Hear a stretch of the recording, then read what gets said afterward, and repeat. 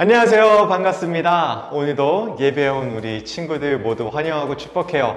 날이 정말 많이 추운데 우리 친구들 감기 다 조심하시고 또 손발 얼지 않도록 따뜻하게 잘 입고 다니시길 바랍니다.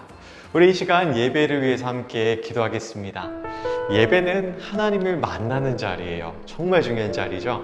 우리 친구들이 예배를 기도로 준비하고 하나님께 초점을 맞출 때 정말 이 예배가 의미 있고 은혜로운 예배가 될 거예요. 우리 화면에 있는 기도문 보면서 함께 기도하겠습니다. 한 주간 우리가 지은 모든 죄를 용서해 주시고 우리를 품어주시는 하나님만을 바라보며 하나님을 기쁘시게 하는 진실된 예배자로 서게 해주세요. 현장 온라인 예배 가운데 성령님께서 우리를 이끌어 주셔서 우리를 뜨겁게 사랑하시는 하나님을 만나고 경험하게 해주세요. 집중할 수 있는 마음을 주셔서 예배를 방해하는 분주함, 피곤함, 스마트폰의 유혹을 이겨낼 수 있도록 주님께서 우리의 마음과 생각을 지켜주세요. 찬양과 말씀을 통해 우리를 사랑하시는 하나님을 신뢰하며 의지하고 주님이 주시는 새로운 힘으로 한 주간 믿음으로 살아내는 우리가 되게 해주세요. 우리 잠시 예배를 위해서 조용하게 기도하겠습니다.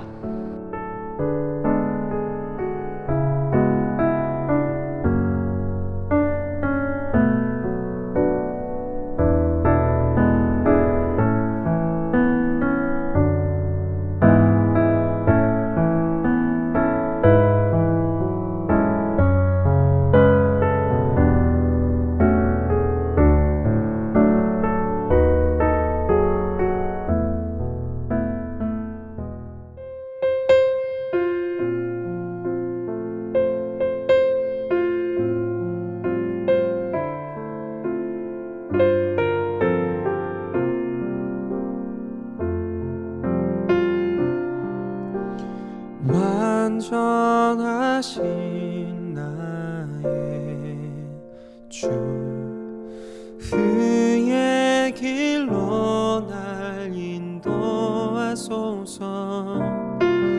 행하신 모든 일 주님의 영광 다 경배합니다.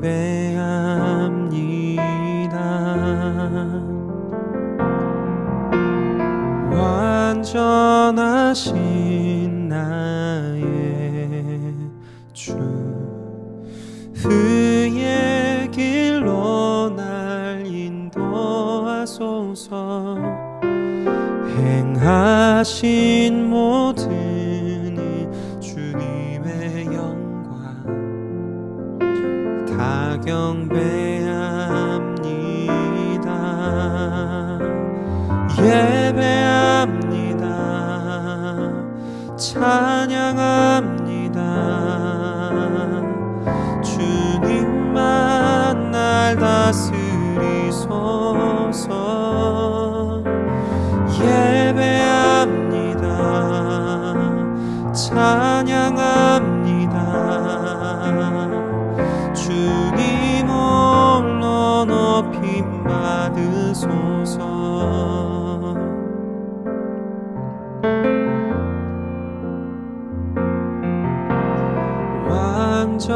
완전하신 나의 주, 의의 길로 날 인도하소서. 행하신 모든 일 주님의 영광 다 경배합니다. 예배합니다. 찬양합니다. 주님만 날 다스리소서. 예배합니다. 찬양합니다. 주님 홀로 높임 받으소서. 예배합니다. 찬양합니다. 주님만 날 다스리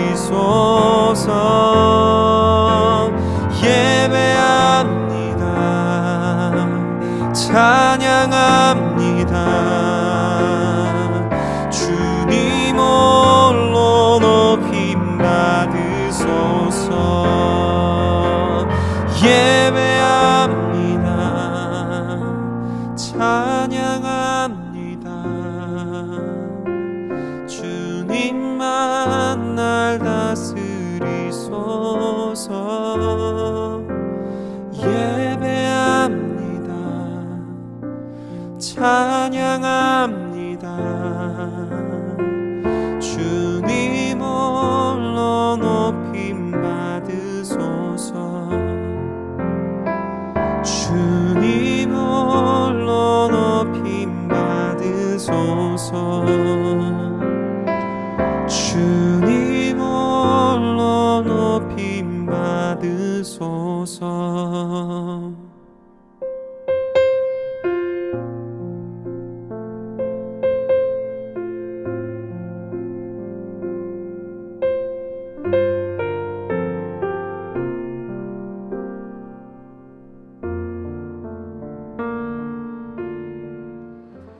우리 방금 드린 이 찬양의 고백처럼 하나님을 진심으로 예배하는 우리 복된 예배자들이 되길 바랍니다. 먼저 광고입니다. 바이블 챌린지와 도전 암송왕 우리 친구들 많이 도전해 주시고 신청해 주시길 바래요. 푸짐한 상품이 준비되어 있습니다. 그리고 23일까지 바이블 챌린지 이벤트 진행하니까요. 많이 인증샷 보내주세요. 1월 30일은 부정으로 우리가 온 세대 예배로 드립니다. 가족과 함께 오붓하게 예배 드리시면 되어요. 온라인 예배 실시간으로 지금 준비하고 있습니다. 지금 장비를 보충하고 있고 또 실험적인 단계에 있는데 자세하게 스케줄이 잡히면 우리 친구들에게 공지해 드리도록 하겠습니다. 자, 오늘 우리에게 주신 말씀은 요한복음 5장 24절에서 29절인데요. 우리 함께 화면 보면서 한 절 한 절 읽겠습니다. 내가 진정으로 너희에게 말한다. 내 말을 듣고 또 나를 보내신 분을 믿는 사람은 영원한 생명을 가지고 있고 심판을 받지 않는다. 그는 죽음에서 생명으로 옮겨갔다. 내가 진정으로 너희에게 말한다. 죽은 사람들이 하나님의 음성을 들을 때가 오는데 지금이 바로 그때이다. 그리고 그 음성을 듣는 사람들은 살 것이다. 그것은 아버지께서 자기 속에 생명을 가지고 계신 것 같이 아들에게도 생명을 주셔서 그 속에 생명을 가지게 하여 주셨기 때문이다. 또 아버지께서 아들에게 심판하는 권한을 주셨다. 그것은 아들이 인자이기 때문이다. 이 말에 놀라지 말아라. 무덤 속에 있는 사람들이 다 그의 음성을 들을 때가 온다. 선한 일을 한 사람들은 부활하여 생명을 얻고 악한 일을 한 사람들은 부활하여 심판을 받는다. 아멘. 자, 오늘 우리가 읽은 성경 말씀을 보면요, 두 가지 중요한 키워드가 있어요. 하나는 생명이고 또 다른 하나는 심판입니다.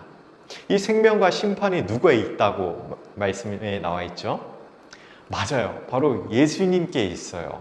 예수님께 생명도 있고 예수님께 심판도 있습니다.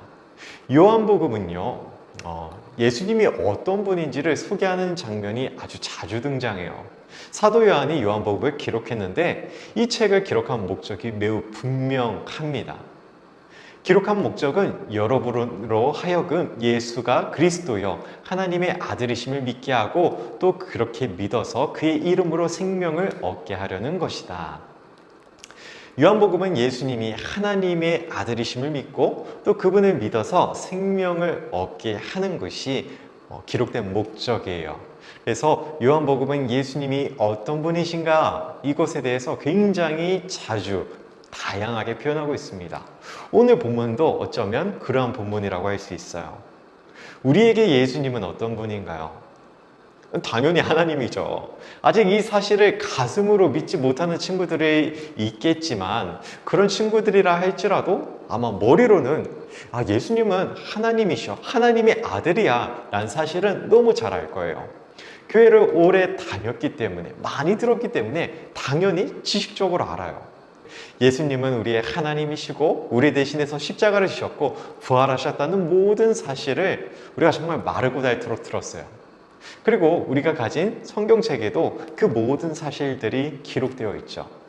그런데 우리가 예수님이 살아 계셨을 그 당시를 한번 생각해 봤으면 좋겠어요. 우리가 가진 성경책은 구약과 신약 두 권이 있지만 이 당시에는 신약 성경이 전혀 쓰여지지 않았어요. 우리가 어떻게 보면 신약 성경을 굉장히 중요하게 여기는데 정말 그 중요한 부분이 없었던 거예요. 그리고 예수님이 어떤 분인지 무엇을 하셨는지 제대로 총정리가 되지 않은 상태였어요. 예수님이 살아계셨고 그에 대한 정리 작업이 진행 중이었습니다. 자, 우리와는 전혀 다른 조건인 것이죠. 자, 이렇게 예수님에 대한 지식과 그리고 예수님에 대한 정보가 없었을 때 그 당시 사람들에겐 예수님이 어떻게 와닿았을까요? 어떻게 보면 단순한 사람들은 바로 믿었을지도 몰라요. 하지만 조금만 배우고 지식이 있는 사람들, 성경에 대해서 조금이라도 아는 사람들은 예수님이 정말 하나님의 아들이 맞나? 의심하고 따져보고 싶었을 거예요. 지금 우리 친구들도 청소년기 되면서 정말 교회에서 듣는 이야기들을 내가 믿어도 되는 건지 의심이 되고 확인을 하고 싶죠. 근데 이건 굉장히 자연스러운 거예요. 나쁜 건 아닙니다. 근데 여러분과 같은 그 마음이 유대인들에게도 있었다는 거예요. 이 당시 예수님은 혁명적이신 분이었어요. 기존의 틀을 깨부수는 분이라고 할 수 있습니다. 이 당시에 안식일에 하지 말아야 할 일들이 있었어요. 근데 예수님께서는 하지 말아야 할 그 일을 하셨습니다. 안식일은 어떤 날인가요? 유대인들이 아무것도 안 하는 날이에요. 지금도 동일하게 지킵니다. 안식일이 되면요, 유대인들은 엘리베이터 버튼을 누르는 것도 해서는 안 돼요. 그래서 이 안식일이 되면 엘리베이터가 층마다 섭니다. 자동적으로 서요. 저같이 성질 급한 사람들은요, 이 안식일이 되면 진짜 답답해서 막 속이 뒤집어질 거예요. 아마 저는 유대인이었다면 1층에서 살아갔을 것입니다. 근데 유대인들은 어떻게 보면 이렇게 일주일에 한 번씩 답답하고 융통성 없는 안식일을 율법이란 명목 하에 매번 지키고 있었어요. 이 안식일은 원래 어떤 날인가요? 안식일은 하나님의 백성이 그 날을 쉬면서 지킴으로 자신이 하나님의 백성이다 라는 것을 드러내고 또 자신의 신앙을 고백하는 날이었어요. 하나님을 기억하는 날이었던 거죠. 그런데 이게 시대가 흐르면서 사람들이 수많은 규칙들을 얹어서 아무것도 할 수 없는 날로 만들어버린 거예요. 눈에 보이는 규칙을 자꾸 세우다 보니까 정작 그 안식일 안에 담긴 본질, 하나님의 정신, 신앙들을 잃어버린 거죠. 속이 텅 빈 껍데기가 된 거예요. 그런데 이렇게 엄격해지고 아무것도 할 수 없는 안식일에 예수님이 무엇을 하십니까? 베데스다라는 연못에 있던 38년 된 병자를 고쳐주세요. 병을 고치는 기적을 행하신 거예요. 근데 유대인들에게는요, 이 안식일날 병을 고치는 일은 절대로 할 수 없어요. 전통에서 어긋나요. 이 일을 예수님이 하신 거죠. 예수님은 이 기적을 통해서 안식일의 전통을 완전히 깨부수는 파격적인 일을 하셨어요. 돌에 맞아도 할 말이 없는 그런 일을 하신 거죠. 그래서 유대인들의 입장에서 자신들의 이 오랜 전통이 무시되니까 화가 나 있는 상태로 예수님께 따지러 옵니다. 그런데 예수님께서는 어떻게 대답하시냐? 하나님이 일하시기에 자기도 일한다 라고 말씀하세요. 그리고 또 자신의 아버지가 하나님이시다 라고 소개합니다. 예수님은 하나님의 아들이셨어요. 이게 찐이야. 그래서 사실 전부를 말씀하신 거였어. 틀린 게 하나도 없었어요. 그런데 예수님을 하나님의 아들이라고 인정하지 않고 또 예수님을 제대로 모르는 유대인들의 입장에서는요, 예수님은 문화 파괴범, 사회 질서를 파괴하는 혁명가였고 또 하나님의 신성 모독하는 사람이었어요. 그래서 예수님을 죽이고자 합니다. 한번 생각해 보세요. 사회적으로 질서를 네네 이러면서 잘 지키는 사람이 아니라 막 무리를 일으켜요. 이건 잘못됐습니다 라고 혁명가적인 모습을 보이신 이런 예수님만 보았다면 믿기가 쉬웠을까요? 우리 친구들은 어땠을 것 같아요? 소수의 사람들은 예수님이 하나님의 아들이시라고 믿었어요. 하지만 다수의 사람들은 믿지 못했을 거예요. 이런 상황에 예수님께서 말씀하십니다. 24절을 함께 읽어볼게요. 시작. 내가 진정으로 너희에게 말한다. 내 말을 듣고 또 나를 보내신 분을 믿는 사람은 영원한 생명을 가지고 있고 심판을 받지 않는다. 그는 죽음에서 생명으로 옮겨갔다. 상황적으로는 예수님을 믿는 것이 실은 이해가 다 되지 않고 또 사회적으로 파괴적이고 또 어떻게 보면 불편한 상황이기도 해요. 그러나 그럼에도 이 나를 불편하게 하고 어렵게 하는 이 장애물을 넘어서 믿는 사람들은 누구든지 다 영생을 얻는다. 심판을 받지 않는다라고 성경은 선언하고 있습니다. 우리는 여기서 진리가 무엇인지 한번 생각해 볼 필요가 있어요. 진리는요, 때론 우리가 다 이해하지 못하는 것일 수도 있어요. 또 때론 기존의 전통과 질서를 뒤흔드는 파격적인 것일 수도 있어요. 또 사회적으로도 사람들이 불편해할 수 있는 것일 수도 있습니다.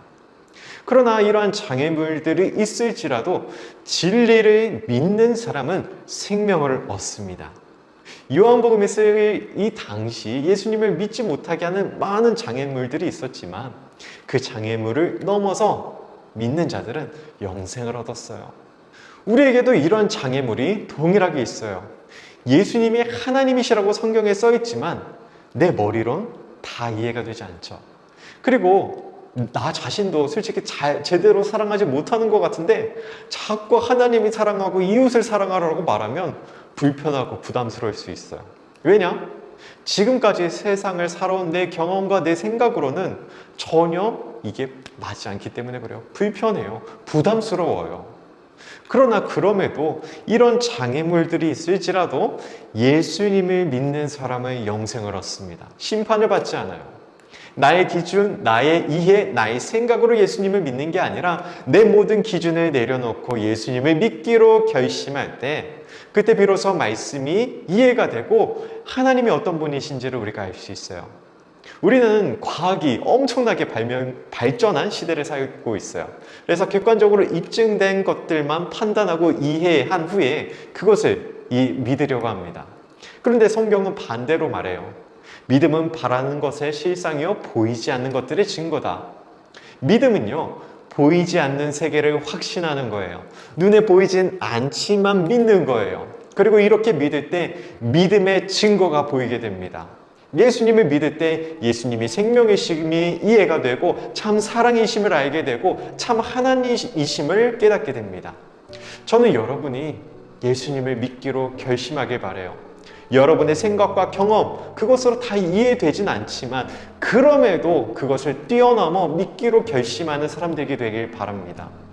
우리가 이렇게 결단하고 믿을 때 성경 속의 하나님, 글자로만 만나던 그 하나님이 내 가슴에 살아계신 하나님이 될 거예요.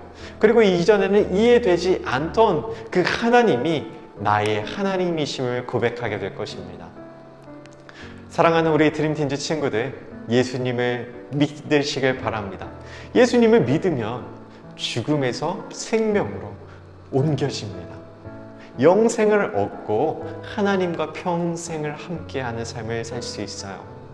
우리 모든 친구들이 예수님을 믿기로 결심함으로 이 놀라운 하나님의 선물을 겟하는 우리 모든 드림팀즈 친구들이 되길 주님의 이름으로 축복하고 또 간절히 기도합니다. 우리 함께 기도하겠습니다. 은혜의 주님 감사합니다. 오늘도 말씀을 통해 예수님이 어떤 분이신지 깨닫게 해주심에 감사드립니다. 우리가 말씀에서 들은 것처럼 수많은 장애물들이 있지만 그럼에도 예수님을 믿기로 결심하는 청소년들이 되길 원합니다. 나의 생각과 나의 경험을 넘어선 그 하나님이 내 가슴 속에 살아계시는 주님이 될 수 있도록 믿어질 수 있는 은혜를 주시고 또 하나님의 놀라운 선물인 영생을 누릴 수 있도록 하나님 우리 친구들 마음 가운데 찾아와 주시고 만나 주시옵소서. 이 시간 사랑의 주님을 기대합니다. 우리 삶을 늘 선하게 인도하시고 생명의 길로 인도하시는 그 하나님 한 분만 소망하며 이번 한 주도 건강하게 또 믿음으로 살아가는 우리 모든 드림팀즈가 되게 해주세요. 예수님의 이름으로 기도드렸습니다. 아멘.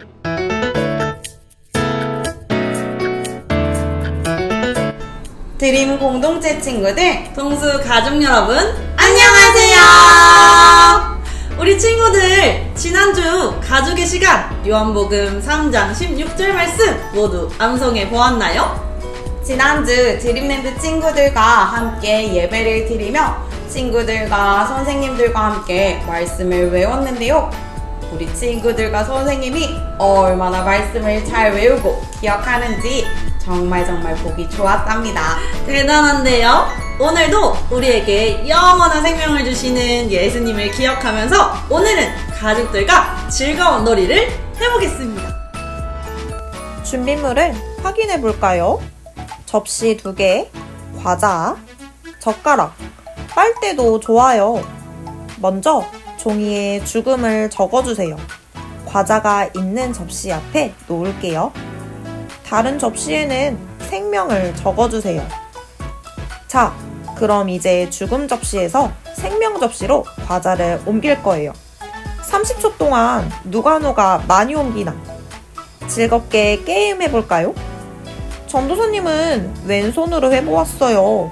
우리 드림 공동체 가족들도 자유롭게 재밌는 방법으로 옮겨보세요. 친구들, 가족들과 함께 즐거운 활동 함께 하였나요? 가족들과 즐거운 추억도 기억하고 우리의 생명 대신 예수님도 기억하는 드림 공동체 친구들과 가족들이 되기를 바랍니다. 가족들과 함께 활동한 모습은 사진을 찍어 양육 선생님 또는 전도사님에게 보내주세요. 그럼 우리는 다음 주 이 시간에 다시 가족의 시간으로 만나요. 안녕!